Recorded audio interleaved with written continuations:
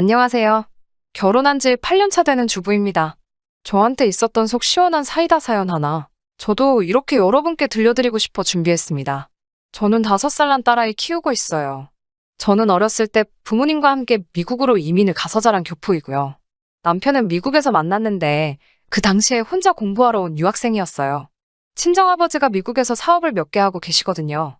사업장을 5개 정도 가지고 있었고 미국에서는 그렇게 큰 부자는 아니지만 전부 월 매출이 매장마다 최소 2억씩은 나오는 가게이고 임대료에 이것저것 다 제외하더라도 달에 매장마다 최소 1,000만 원씩은 벌고 계세요. 아버지가 처음부터 그렇게 성공하신 건 아니었어요.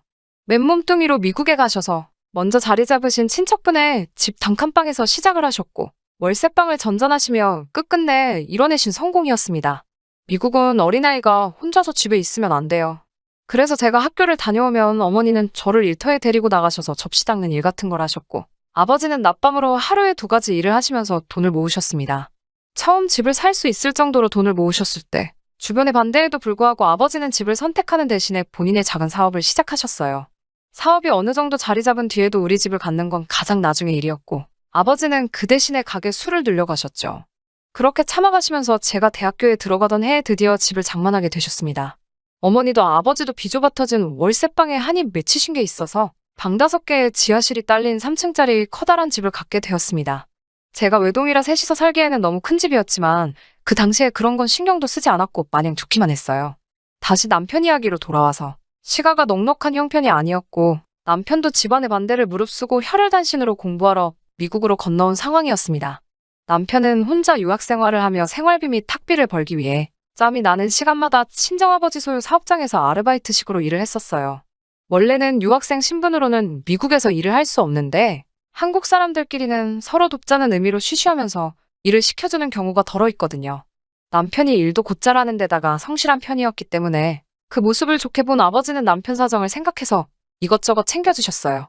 그러면서도 늘 돈 버는 것도 좋지만 공부하러 왔으니 학교를 우선시하라고 항상 말씀하시고는 했어요. 남편이 공부를 마무리할 때쯤 도무지 학교와 일을 병행할 수 없어서 일을 그만두게 되었는데 생활비 때문에 힘들어한다는 사실을 알게 되시고는 아무 조건 없이 남편에게 저희 집에 비는 방을 내어주셨습니다. 아버지가 의도하신 건 아니겠지만 저와 남편은 그렇게 한 집에서 지내며 서로 정이 들고 말았고 결국에는 결혼을 약속한 사이가 되었어요. 남편은 아직도 그때 생각을 하면 저희 아버지가 도와주신 덕분에 지금 저와도 결혼을 하게 되었고 이렇게 좋은 회사에 취직도 하고 잘 살고 있는 거라고 이야기합니다. 남편의 공부가 끝날 때쯤 부모님께 남편과 같이 한국에서 새로운 인생을 시작하려고 한다고 말씀드렸어요. 친정부모님은 남편의 사람됨됨이는 이미 알고 계셨기 때문에 저와 남편을 축복해 주셨지만 어려서부터 미국에서만 자라온 제가 걱정이 된다는 식으로 이야기를 하시더라고요. 저도 다 큰 어른인데 그래서 그런가 그때는 아직도 부모님 눈에는 제가 어린아이처럼 보이는가 싶은 마음에 조금 화도 나고 이해가 되질 않았습니다. 한국으로 돌아가기 며칠 전부터는 남편에게 언제나 제 편이 되어달라는 부탁을 계속해서 하시더라고요. 저도 제 앞가림을 할 수 있다고 부모님께 화부터 냈는데 이제는 그게 무슨 말을 하시려고 했던 건지 이해를 할 수 있습니다. 다행히 저도 한국에 오고 나서 얼마 있지 않아 외국계 기업에 취직을 할 수 있었어요. 남편은 대기업 공채에 지원해보고 싶다고 해서 1년을 더 준비하기로 했습니다. 한국에 도착해서부터 같이 월세방을 구해 살림을 시작했고 6개월 정도 지나고 나서 식을 올리게 되었습니다. 그때부터가 시작이었던 것 같아요. 결혼을 준비하면서 시댁과의 크고 작은 사건이 한두 개씩 생기게 되었습니다. 결혼식을 앞두고 친정부모님도 한국에 오셨어요. 양가 부모님을 모시고 처음으로 만난 자리에서 시부모님이 저희에게 신혼집은 어디로 구할 건지 여쭤보더라고요. 시부모님께 지금 저희가 살고 있는 월세방이 있는데 신혼집을 따로 구할 이유가 뭐가 있느냐고 대답했지요. 그 말을 들으시곤 시부모님께서 너네한테 물어본 이야기가 아니라고 하시면서 저희 부모님 쪽을 보시면서 다시 물으시더라고요. 사돈네가 미국에서 사업을 크게 하는 걸로 알고 있는데 애들 월세방에서 정말 시작시킬 거냐고 아무리 그래도 집 한 채 정도는 해줘야 하는 것 아니냐고요. 저와 남편이 함께 새로운 시작을 하는 건데 저희 부모님이 저희가 살 집을 해주셔야 할 이유는 없잖아요.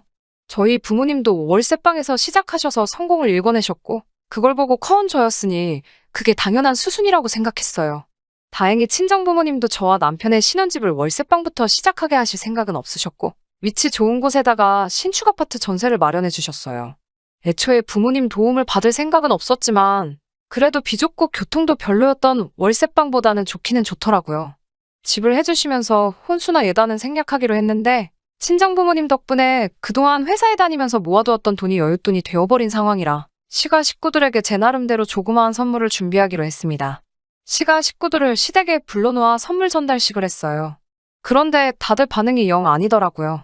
와인을 좋아하신다는 시어머니께는 치즈를 담을 수 있는 예쁜 나무 플레이트를 드렸는데 이게 뭐냐는 식으로 바로 찬장에다가 집어넣으셨고 키가 커서 모델 같은 신우에게는 잘 어울릴 것 같은 가방을 사줬어요. 명품 같은 건 아니었고 백화점에서 한 30만 원 정도 하는 가방이었습니다. 나름 이게 분명히 잘 어울릴 거라고 고심해서 고른 건데 신우는 대번에 브랜드부터 따지더라고요.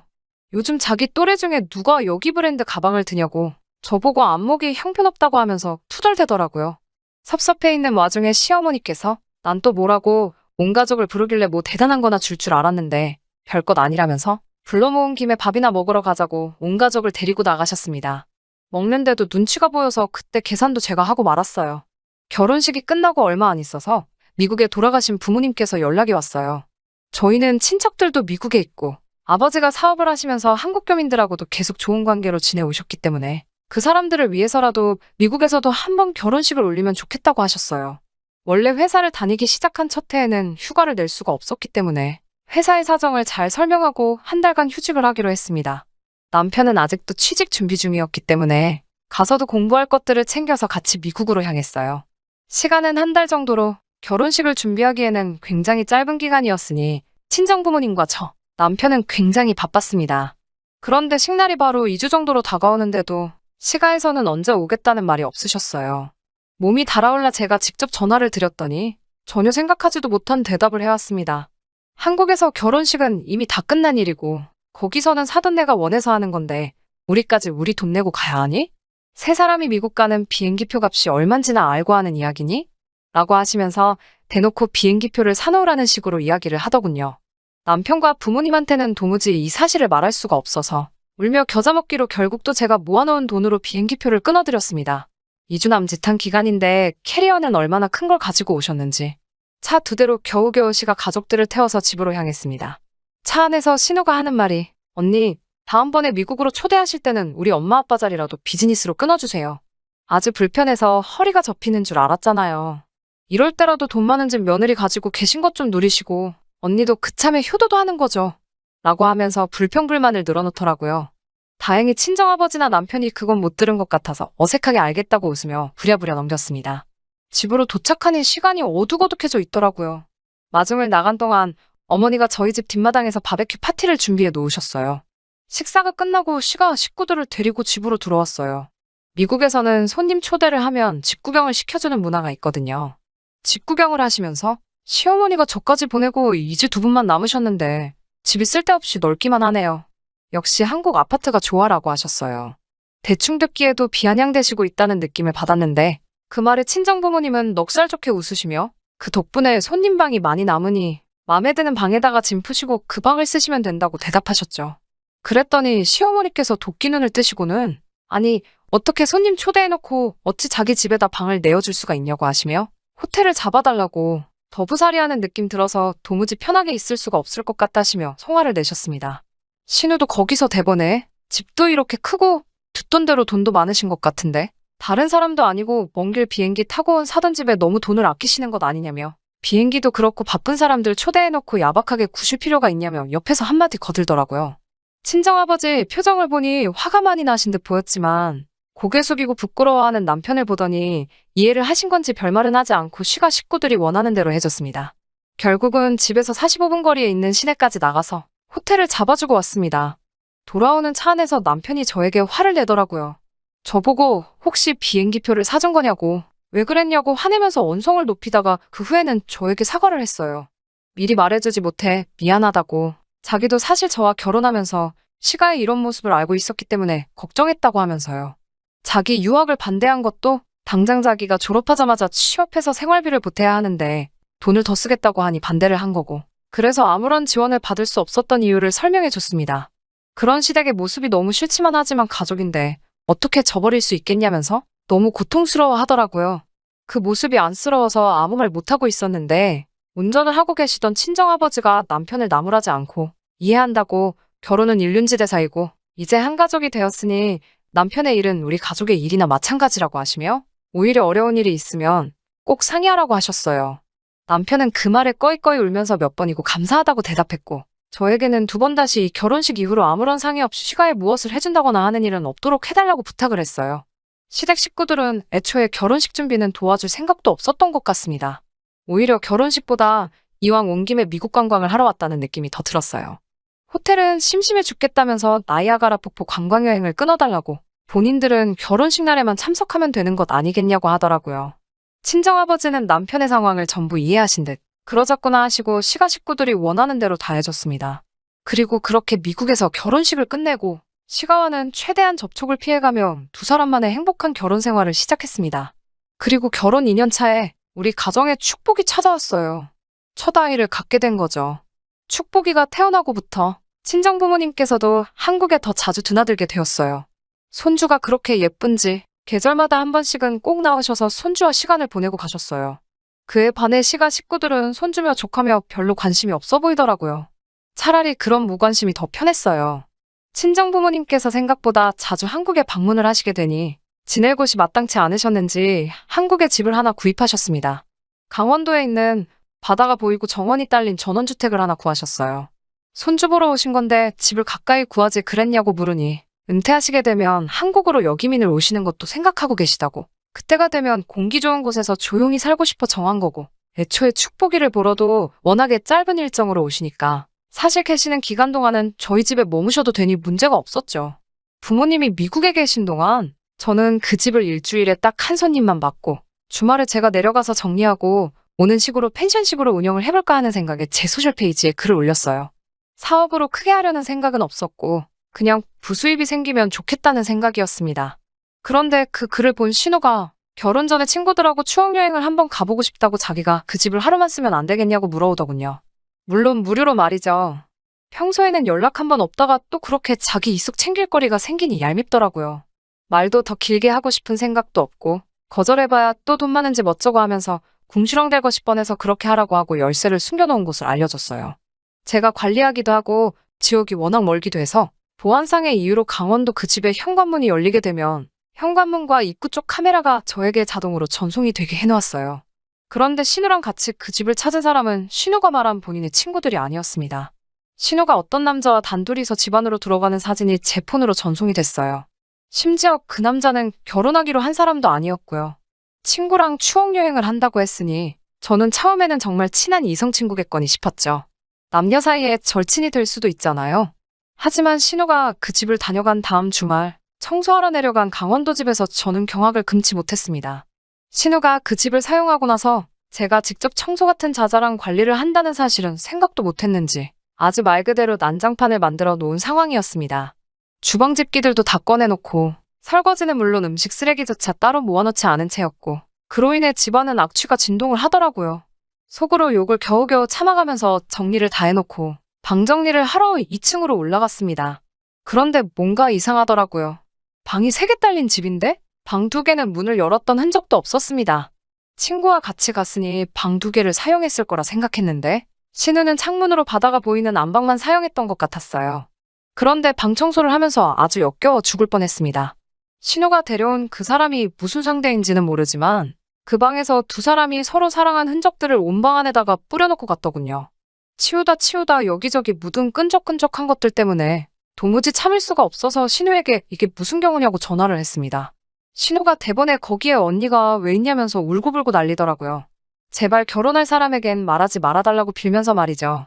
그래도 신우가 얼굴 하나만큼은 이쁜 편이라서 어디서 돈 잘 버는 남자를 물어와 결혼을 하게 된 것이었는데 실은 그날 같이 여행을 온 사람은 결혼할 사람과 만나기 전까지 사귀던 애인이었다고 하네요.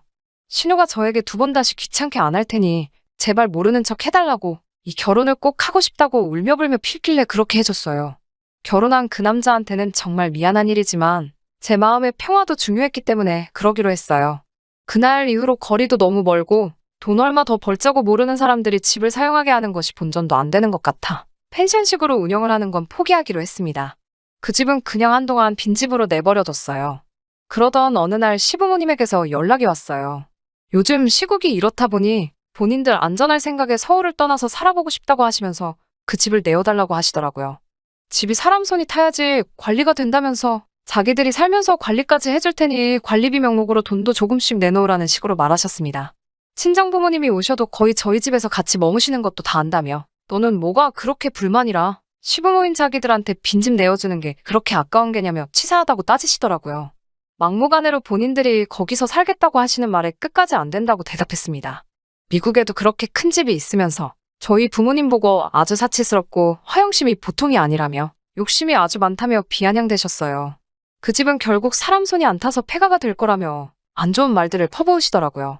그냥 또 한바탕 저만 욕먹고 끝나는 일인가 싶었는데 어느 날 제 핸드폰으로 강원도 집에 문을 따고 들어가고 있는 시부모님의 사진이 전송이 되더라고요. 어이가 없었습니다. 상황을 보아하니 이제 더 이상 저를 귀찮게 안 하기로 약속했던 신우가 그래도 거기서 하루 지내봤다고 제가 그 집 열쇠를 어디다 숨겨놓는지 뭐 그런 것들을 다 말해버린 것 같았습니다. 제 핸드폰으로 사진이 전송되도록 보안 시스템이 되어 있다는 건 아직도 상상을 못했는지 제 허락도 없이 몰래 강원도 집에다가 아예 살림을 차리시더군요. 현관문을 열었다 잠궜다 들락거리실 때마다 제 핸드폰으로 계속 그 모습을 봐야 하니 나중에는 화가 너무 나서 못 참겠더라고요. 남편에게 이 사실을 말하자 남편이 대번에 제 편을 들어줬습니다. 자기가 이렇게 세상에 나올 수 있었던 건 시부모님의 은혜가 크긴 하지만 지금 이렇게 좋은 삶을 누리며 살고 있는 건 장인 장모님 도움이 크다고. 아무리 자기 부모지만 반복되는 아나무인 같은 상황에 자기는 앞으로도 연을 끊고 살 수 있으니 이 상황은 제 마음 내키는 대로 하라고요. 제가 어떤 결정을 내리던지 남편은 제 뜻을 따르겠다고 하고 시부모님을 포기했어요. 저는 당장 경찰을 대동해서 그 집을 찾아갔습니다. 시부모님들을 무단 침입죄로 전부 다 끌어냈어요. 제가 찾아올 거라곤 당연히 생각도 못했을 거고 더더욱이 경찰을 불러서 시부모님인 자신들을 내쫓을 거라곤 더더욱 생각도 못했을 겁니다. 엄청 당황해서는 처음에는 네가 어찌 아들 같은 시부모를 어쩌고 하면서 성질을 내셨는데 제가 아랑곳않고 강경하게 나가는 모습을 보더니 여기서 쫓아내면 우리 어디 가서 살라고 하는 거냐면서 제 무릎을 붙잡고 빌듯이 말하시더라고요. 서울의 미국 집보다 더 좋다고 하시던 살기 좋은 아파트 가지고 계시잖아요? 그 집으로 돌아가면 되는 것 아닌가요? 하고 물었더니 엄청난 사실을 이야기해 주시더라고요. 알고 봤더니 아는 사람한테 들은 주식 정보를 가지고 큰돈 벌어보겠다는 생각에 집을 전세로 돌려서 전세금 받은 돈으로 주식을 전부 매수해버렸다고 하네요. 애초에 그 이후에 시부모님은 빈집으로 남아있는 친정부모님의 강원도 집에서 살 생각을 염두에 두고 내린 결정이었던 거였죠. 그런데 며칠 만에 그 주식은 휴지 쪼가리가 돼서 시부모님은 쫄딱 망해버린 상태였고 전세금을 돌려줄 돈도 없으니 당장 오갈 곳이 없어진 상황이었던 겁니다. 남편을 그 자리에 데려가지 않은 건 잘한 결정 같았어요. 남편이 있었다면 마음이 약해졌을 수도 있는데 저 알아서 하라는 남편의 말도 있었으니 더 매몰차게 행동할 수 있었습니다. 시모에게 그건 제가 알 바 없고 제 허락 없이 여기 계시면 무단 주거 침입이고 여기서 지금 짐 안 빼고 계시는 건 퇴거불응이니 법대로 하면 징역까지 살 수 있다고 으름장을 놓았어요. 여기서 사는 건 절대 허락 안 해줄 생각이니 신은혜로 가시는 게 어떻겠냐고 말했죠. 결국 시부모님들은 짐을 빼서 결혼한 신은혜로 향하셨고요. 그날 신우는 대번에 어떻게 사람이 그럴 수가 있냐고 하면서 저보고 마음 고쳐먹고 상황이 이런 상태이니 가족이 돕는 게 당연하다고 시부모님께 그 집을 양보하라는 식으로 저를 훈계를 하더라고요. 여기서 끝낼까 했는데 더 이상 봐줄 수 없었습니다. 신우에게는 저보다 더 가까운 가족이시니 응당 신우가 모시는 게 맞지 않냐고 한마디 했어요. 옆에 있던 남편도 이제 자기의 손을 떠난 일이고 무조건 제 결정에 따르고 이 상황을 후회하지 않을 거라고 저에게 용기를 북돋아 주더라고요. 남편의 말이 끝나자마자 저는 신우의 남편에게 연락을 했어요. 신우가 결혼 직전에 몰래 만나던 애인과 그 집으로 밀월여행을 다녀왔다는 사실과 함께 그때 찍힌 사진을 보내줬습니다. 보수적인 데다가 그 집에서 갑의 입장에 있던 신우의 남편은 당연히 이 사실에 엄청나게 붕괴를 했고 신우의 집으로 피신 갔던 시부모의 신우까지 함께 묶어서 밖으로 내쫓아버렸어요. 처음에는 어떻게 가족에게 이럴 수 있냐며 온갖 욕을 하며 붕괴하던 시가족들은 셋이서 친척집이나 숙박업소들을 전전하다가 결국 저희에게 미안하다고 이제 그만 자기들을 용서해달라며 제발 자기들 좀 살려달라고 빌더라고요. 밖에서 얼려죽일 수는 없으니 지금은 강원도 집을 쓸 수 있게 허락해준 상태입니다. 다만 그 기간은 이번 겨울이 지날 때까지예요. 물론 잔인하게 밖으로 시가족들을 내몰 생각은 없지만 단 한 번만 더 친정부모님을 모독하거나 어떻게 빈대붙으려고 한다면 다음 기회는 없다고 확실하게 못을 박아두었어요. 남편은 어차피 이렇게 연을 끊기로 한 거 뭐하러 한 번 더 기회를 줄 필요까지 있냐는 식으로 어느 면으로는 저보다 더 독하게 마음을 먹은 것 같아 보이지만 아무리 싫어도 남편의 가족들이잖아요. 정말 한가족으로 저희를 진정으로 위해주는 모습을 보인다면 친정아버지께 말해서 전세금을 갚아주고 시부모의 집도 찾아주려고 합니다. 시가도 못된 심보 고쳐먹고 앞으로 양 가족의 별탈 없이 행복한 일만 가득했으면 좋겠어요. 그럼 제 사연은 이만 여기서 마치도록 하겠습니다. 긴 이야기 들어주셔서 감사합니다. 오늘의 사연은 여기까지입니다. 구독과 좋아요, 알람 설정해주시면 앞으로 더 좋은 사연으로 찾아오겠습니다. 감사합니다.